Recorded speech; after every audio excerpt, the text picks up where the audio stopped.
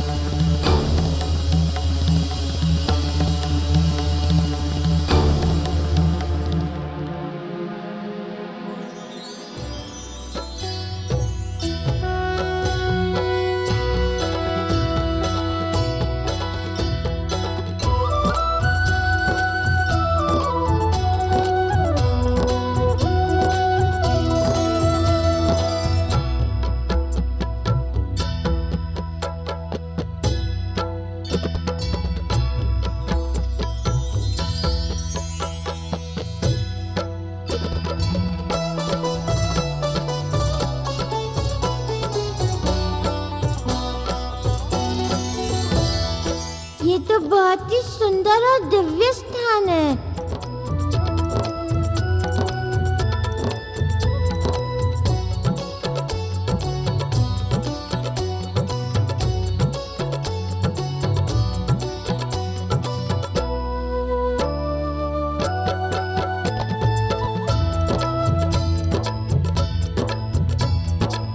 मारुति, यह है वो पवित्र सिद्धात्मा। अब आप इन्हें अपने आने का उद्देश्य बताइए और इन्हें अपने साथ पृथ्वी लोक ले जाने के लिए प्रार्थना कीजिए। जो आज्ञा आर्यमत देव।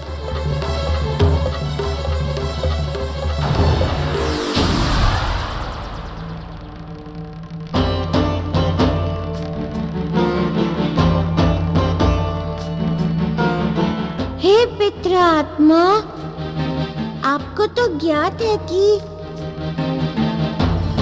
मेरी तारा मौसी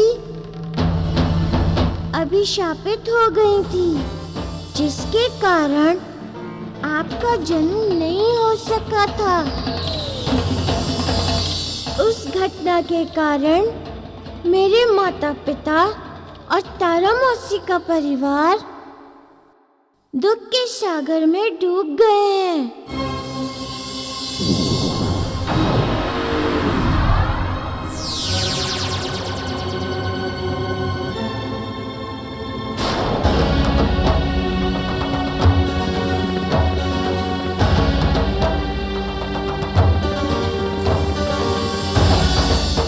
मेरी माँ और बालिका का के प्रायश्चित के आंसुओं ने अब उस अभिशाप को धो दिया है। मेरी आपसे विनती है कि आप मेरे साथ पृथ्वी लोक चलकर मेरी तारा मौसी के पुत्र के रूप में जन्म लें और हम सब के दुखों को दूर करें। मारुति, आप तो स्वयं रुद्र के अवतार हैं। ये मेरा सौभाग्य है कि मैं आपकी मौसी के गर्भ से जन्म लेकर आपके कार्यों में सहयोग करूंगा। किंतु क्या पितृदेव? मारुति, जन्म के समय से प्राणी के पूरे जीवन के सुख दुखों और अच्छे बुरे कार्यों का निर्धारण होता है।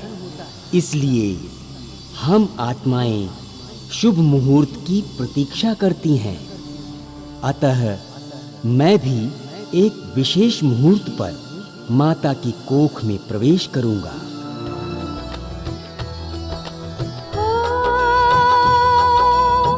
पवित्र आत्मा ने मारुति को बताया,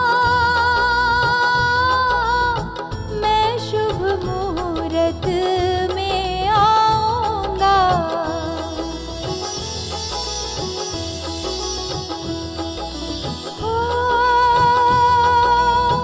माता महारानी तारा के गर्भ में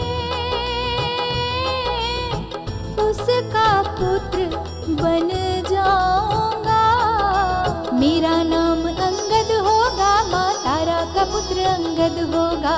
मारुति सुन गद गद होता, मौसी का पुत्र अंगद होगा। हे पितृदेव, हम कृतज्ञ हैं जो आपने तारा मौसी के पुत्र के रूप में जन्म लेने का वचन दिया। आपको कोटि कोटि धन्यवाद। धन्यवाद तो मुझे करना चाहिए हनुमान जी, जो आपने मेरे जन्म के लिए इतने कष्ट उठाए। अब आप शीघ्र ही जन्म लें, जिससे मेरी तारा मौसी के परिवार का दुख दूर हो। अवश्य हनुमान जी, मैं जिस विशेष मुहूर्त पर माता की कोख में प्रवेश करूंगा, वो मुहूर्त है सिंह लग्न, रोहिणी नक्षत्र, मध्यरात्रि। जैसी आपकी इच्छा पितृदेव।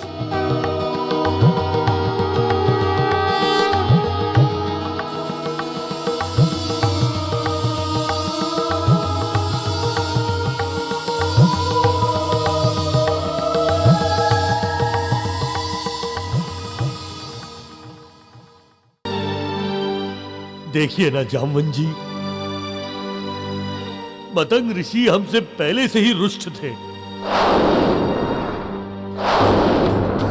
और अब जब उन्हें अपनी शिष्या के बारे में पता चलेगा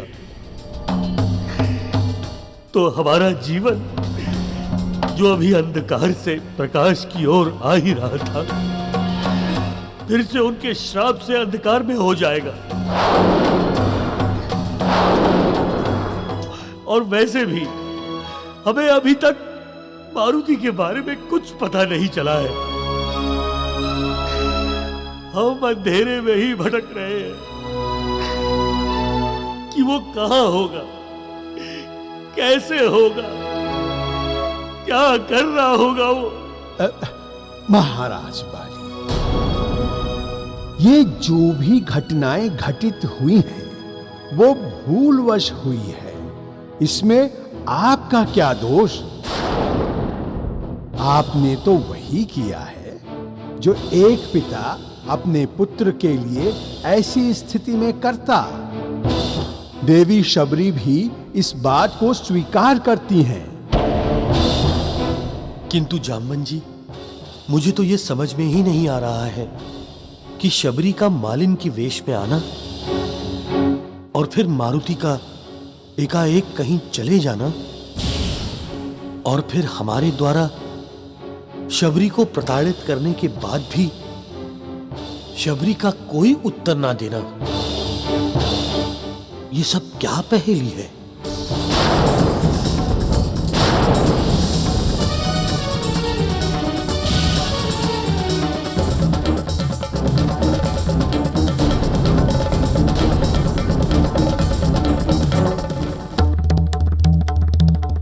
कुछ तो है जो हमारे पुत्र पर और ज्ञान से परे है।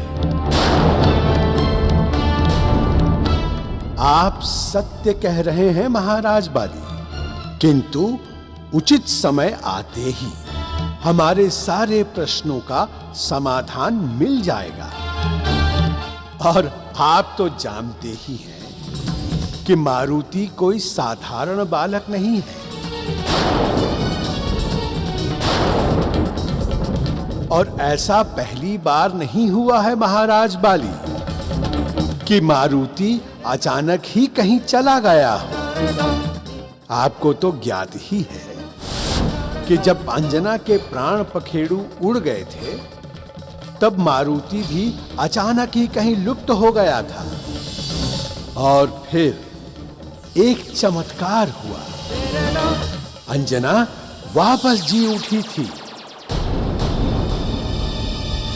और तभी मारुति भी लौट आया था।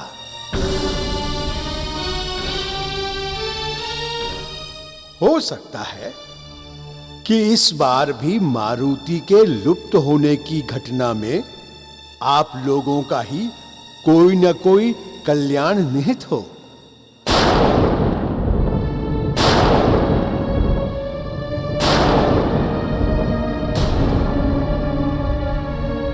हे प्रभु, ऐसा ही हो। मारुति जहां भी हो, कुशल से हो प्रभु, अन्यथा हम अपने आप को कभी क्षमा नहीं कर पाएंगे।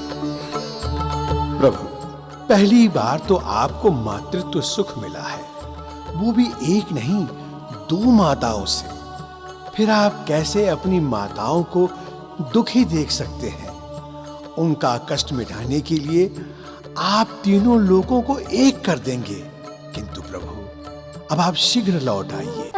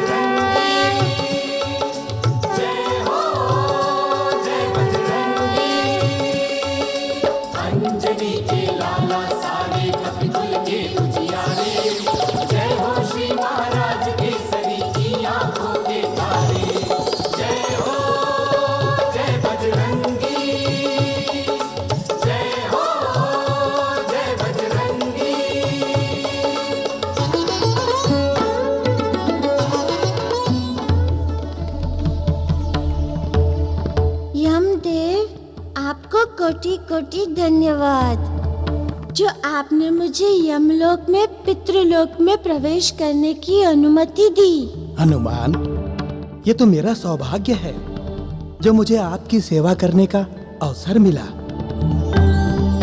आपके दर्शन से ऐसी अनेकों पाप आत्माओं का उद्धार हो गया जिन्हें अपने पाप कर्मों के कारण कभी मुक्ति मिल ही नहीं सकती थी। अब मुझे आज्ञा दें यमदेव।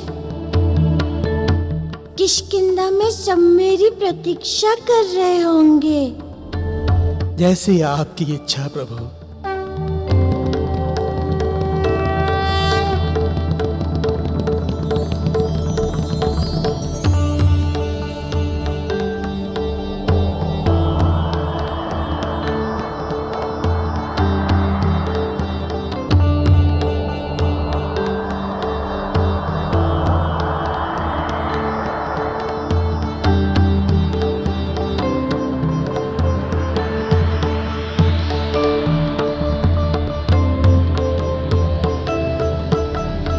हनुमान जी, पृथ्वी पर जन्म लेने के बाद भी आप जैसा कोई महान योगी ही ये कार्य कर सकता है।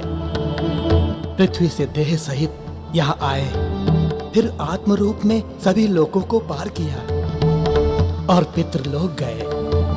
आप धन्य हैं, आप धन्य हैं। हे महादेव के 11वें रुद्र अवतार हनुमान जी, आपको मेरा शत शत प्रणाम।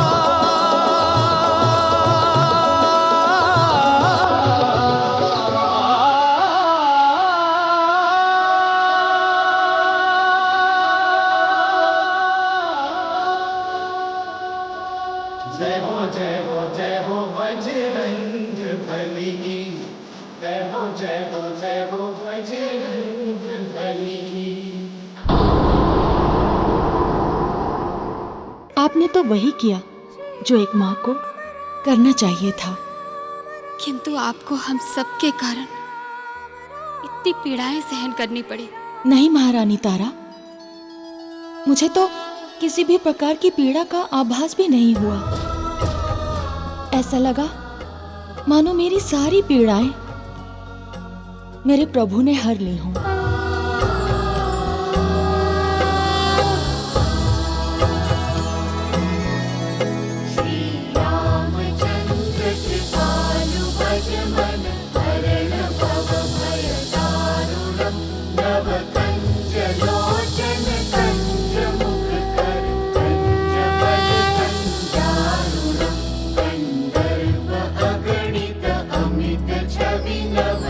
ये कैसे हो सकता है? अवश्य ही ये गुरुदेव मतंग की महिमा है। महारानी जी, महारानी जी, राजकुमार मारुति आ गए हैं।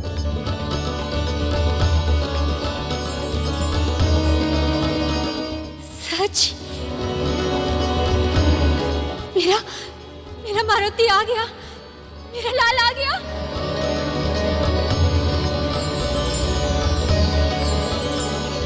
अवश्य ही मारुति उस समस्या का समाधान लेकर लौटे होंगे जिसके लिए वो गए थे।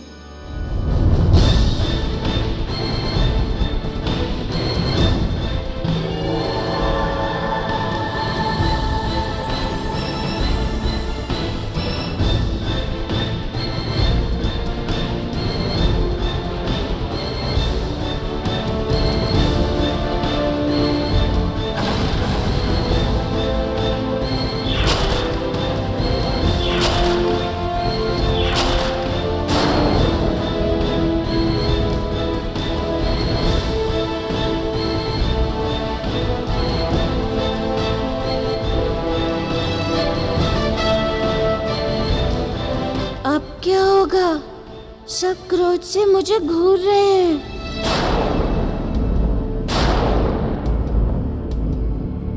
अब तो मुझे ये दिव्य फल ही बचाएगा।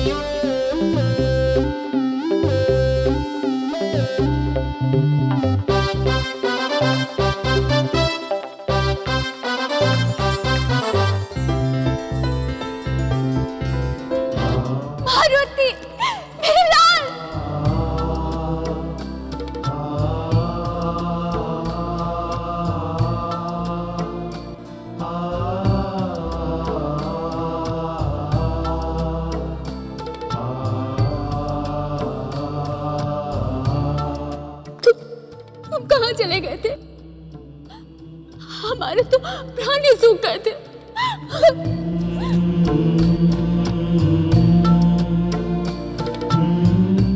हाँ मारुति, इस प्रकार बिना बताए कहां चले गए थे तुम?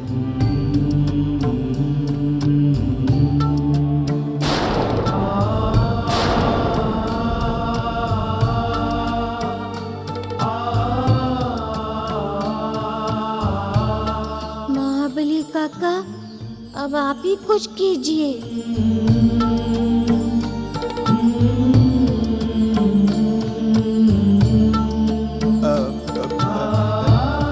महाराज बाली, मैं बताता हूं।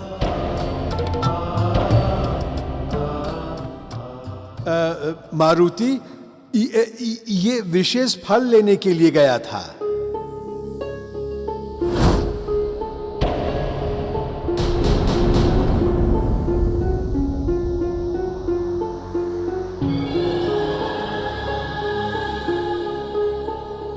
महाबली काका, लगता है आप सब ठीक कर लेंगे।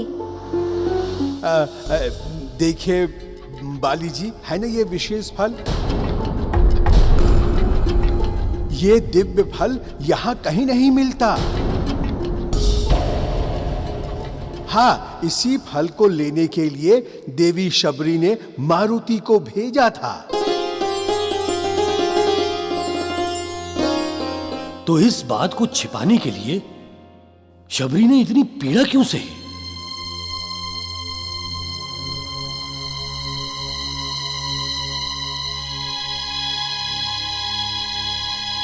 हाँ, देवी शबरी को इतनी यातना सहने की क्या आवश्यकता थी?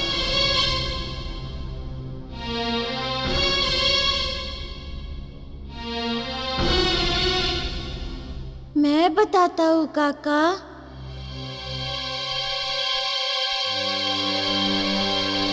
शबरी माँ ने मुझे एक महान ऋषि के पास भेजा था ये फल लाने के लिए।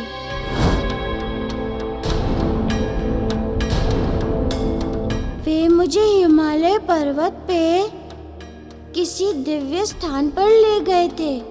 वहाँ उन्होंने मुझसे एक अनुष्ठान कराकर देवलोक से ये फल विशेष रूप से मेरे लिए मंगाया है।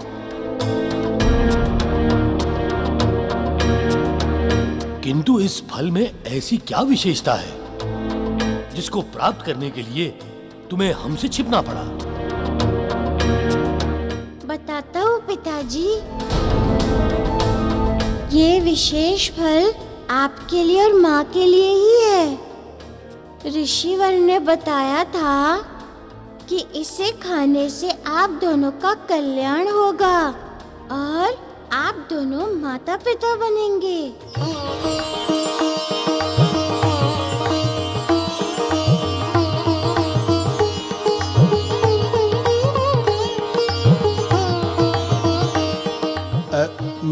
बाली जी, अब देवी शबरी ने इतनी पीड़ा इसलिए सही कि अगर वो इस फल की सत्यता बता देती तो इसकी दिव्यता समाप्त हो जाती।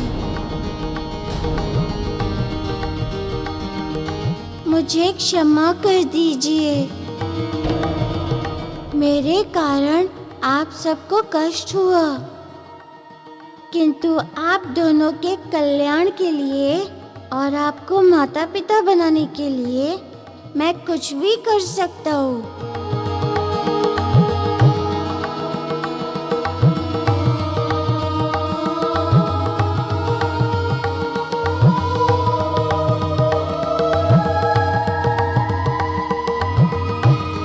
नहीं मेरे लाल, तुमने जो कुछ भी किया हमारी भलाई के लिए की। चलो माँ, ये फल तो ले चलो।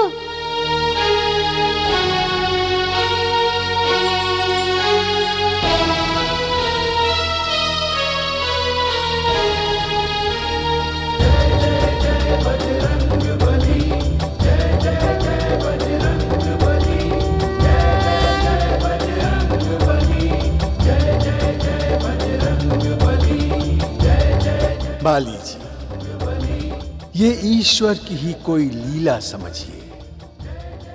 अवश्य ही ये जो कुछ भी हुआ है उसमें आपका कल्याण ही निहित है।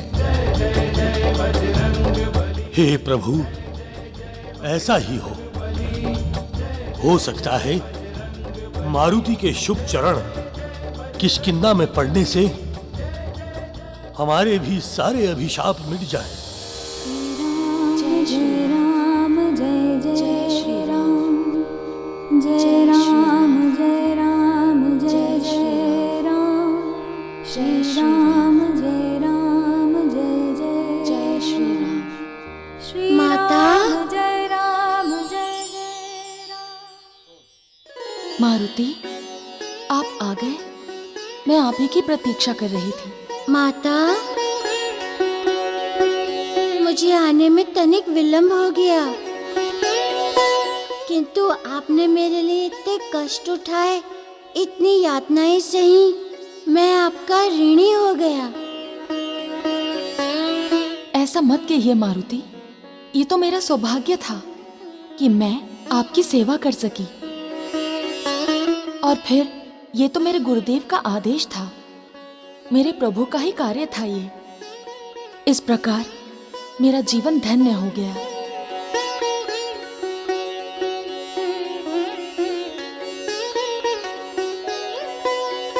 प्रणाम देवी।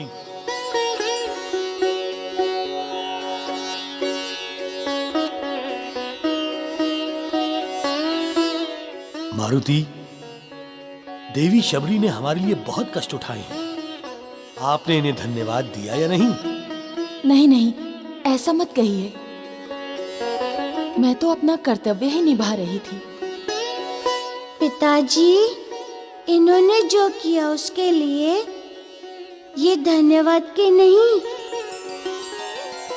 चरण वंदना के पात्र हैं।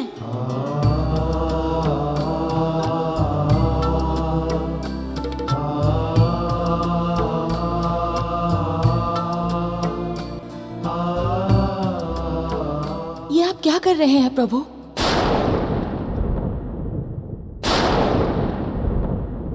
मैं इस योग्य नहीं हूं भगवान, आपकी चरण वंदना तो मुझे करनी चाहिए।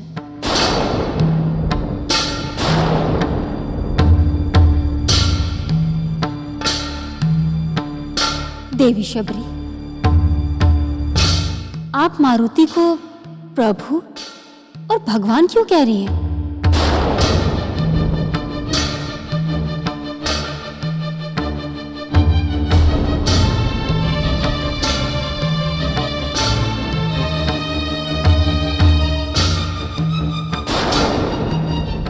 हाँ देवी, आप ऐसा क्यों कह रही हैं?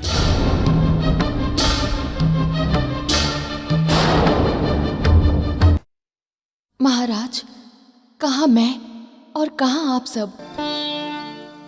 मैं ठहरी भेलनी, आप किष्किंधा के राजा, इस संसार के सबसे बलवान नरेश।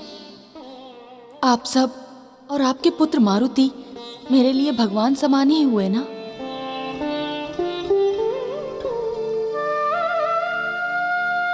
किंतु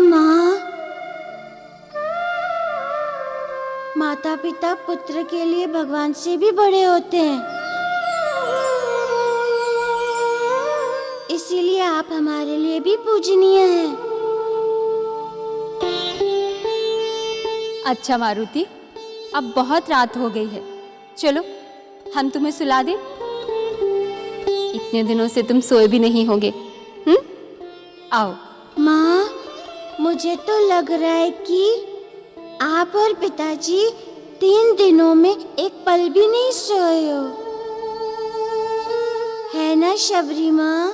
हाँ मारुति, जब पुत्र माता पिता से दूर हो तो उनकी आंखों में नींद कैसे आ सकती है?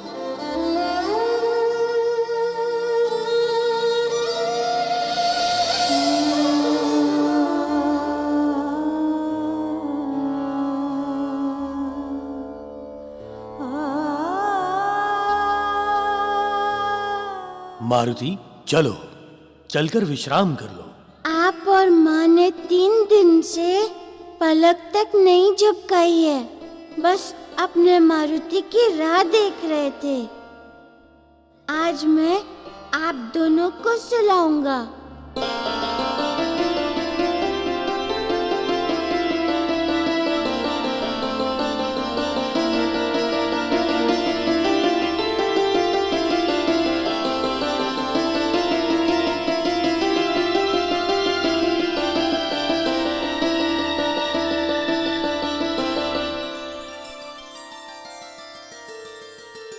पिताजी, माँ, सबसे पहले मैं आपको ये विशेष फल खिलाऊंगा।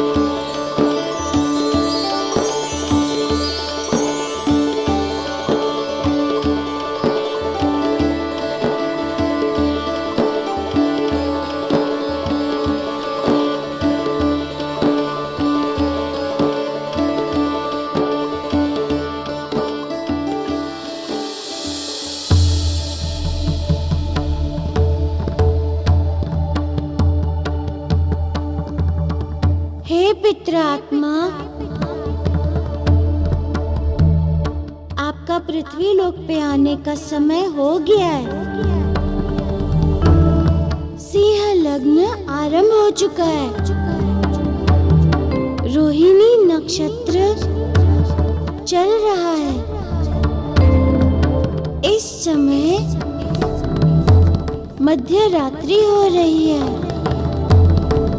आप आइए पितृदेव और हमारे तारा मौसी के सूने आंचल को भर दीजिए।